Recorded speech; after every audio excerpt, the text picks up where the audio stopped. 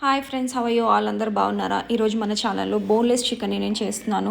Boneless chicken తీసుకున్నాను. 1 ఆనియన్ని ఇలా కట్ చేసుకోవాలండి. చాలా మెత్తగా కట్ చేసుకొని 1-2 మిర్చీస్ ఇలా రౌండ్ సర్కిల్లో కట్ చేసుకోవాలి.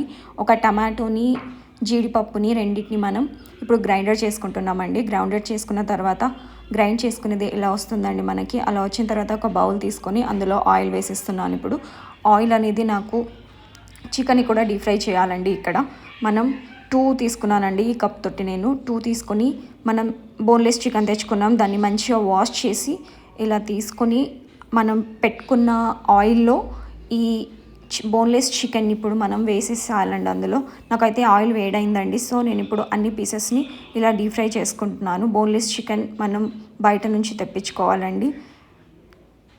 ఈరోజు బోన్లెస్ చికెన్ కర్రీ కదా మనది, మన ఛానల్లో. సో మన ఛానల్ని మీరు సబ్స్క్రైబ్ చేయకపోతే చేసుకోండి. ఇలా డీప్ ఫ్రై చేసిన తర్వాత ఆయిల్ చికెన్ని బయట తీసి అదే ఆయిల్లో నేను ఇప్పుడు సాజీరా వేసుకుంటున్నాను.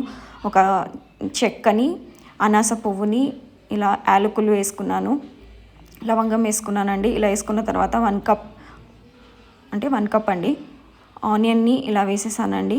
ఆనియన్ వేసుకొని దాన్ని కలపాలండి. ఇప్పుడు మనం ఆయిల్లో పచ్చివాసన పోవాలండి ఆనియన్స్వి.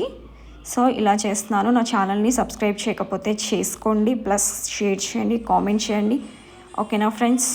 ఇలా చేసిన తర్వాత పైనుంచి సర్కిల్లో కట్ చేసుకున్నాను కదా ఇందాక. సో ఆ మిర్చీస్ని నేను పైనుంచి ఇలా వేసుకుంటున్నాను. బాగా కలుపుతూ ఉండాలండి. ఆయిల్లో వేగాలి బాగా. తర్వాత అల్లం వెల్లుల్లి పేస్ట్ వేసుకున్నాను పైనుంచి. దాన్ని కూడా ఆయిల్లో డీప్ ఫ్రై చేయాలండి. అలా చేశాక పైనుంచి పసుపు వేసుకుంటున్నాను. పసుపు వేసుకోవాలండి. నాకు 2 సరిపోతాయండి, 2 స్పూన్స్. ఇలా పసుపు నాకు చిన్నగా ఉంది కదా, మీకు పెద్దది ఉంటే 1 సరిపోతుంది. మళ్ళీ ఒక 2 స్పూన్స్ కారం వేసుకోవాలండి. తర్వాత మసాలా అండి, గరం మసాలా వేసుకున్నాను. మళ్ళీ నాకు కుడక పొడి అండి, అది వేసుకొని పైనుంచి 1 స్పూన్ అంటే సరిపోతుంది. సో ఇలా వేసుకున్న తర్వాత అన్నిటిని పట్టనివ్వాలి. పట్టిన తర్వాత ఇందాక మనం జీడిపప్పు, టమాటోని గ్రైండ్ చేసుకున్నాం కదా, ఆ పేస్ట్ని కూడా ఇందులో వేసేస్తున్నాను. ఇలా వేసి కలపాలండి.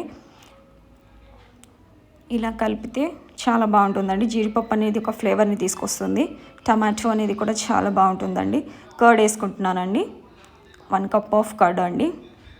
కర్డ్ వేసుకొని దాన్ని కూడా కలపాలండి. కలిపేస్తే చాలా బాగుంటుంది. ఇలా కలిపిన తర్వాత పెరుగు కలిపేటప్పుడు స్టవ్ని సిమ్లో ఉంచుకోవాలండి. పైనుంచి కప్పేసిన తర్వాత ఆయిల్ అనేది సపరేట్ అవుతుంది. పైనుంచి ఆయిల్ అనేది కొంచెం సపరేట్ అవుతుంది, కర్రీ అనేది సపరేట్ అవుతుంది కదా. ఆ టైంలో మనం మళ్ళీ గరిటతోటి ఇలా కలిపేసాక మనం ఇందాక డీప్ ఫ్రై చేసుకున్నాం కదా బోన్లెస్ చికెన్ని కూడా ఇలా పైనుంచి వేసేయాలండి. ఇలా వేసాక నాకైతే చాలా బాగా కుదిరిందండి కర్రీ. ఫస్ట్ టైం నేను చేశాను, నాకు చాలా బాగా నచ్చిందండి. మీరు ఇంట్లో ట్రై చేయండి. నా ఛానల్ని సబ్స్క్రైబ్ చేసుకోండి.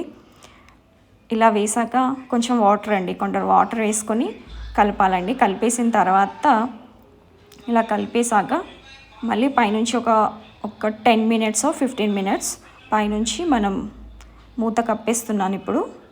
అంటే ఆవిరిలో స్టవ్ అనేది సిమ్లోనే ఉంచాలి, ఎక్కువ పెట్టద్దండి, కింద మాడిపోతుంది. సో ఇలా చేసిన తర్వాత నాకు చూడండి ఇలా కుదిరింది. కర్రీ అయితే హైలైట్ ఉందండి, చాలా బాగుంది. మీరు ఇంట్లో ట్రై చేయండి, డెఫినెట్గా కుదురుతుంది మీకు కూడా. నా ఛానల్ని సబ్స్క్రైబ్ చేసుకోండి, కామెంట్ చేయండి, షేర్ చేయండి. మీకు నచ్చితే లైక్ చేయండి. పైనుంచి పాల మీద మీగడ ఫ్రెష్ క్రీమ్ ఉంటుంది కదా ఇంట్లో, పాల మీద మీగడ వేసుకున్నాను. 1 స్పూన్ నాకు సరిపోయిందండి కరెక్ట్గా. పైనుంచి మళ్ళీ కొత్తిమీర వేసుకుంటున్నానండి. కొత్తిమీర అనేది మనం కుక్ అయిన తర్వాత వేసుకుంటే ఫ్లేవర్ చాలా బాగుంటుంది. కొందరు పైనుంచి వేసుకోక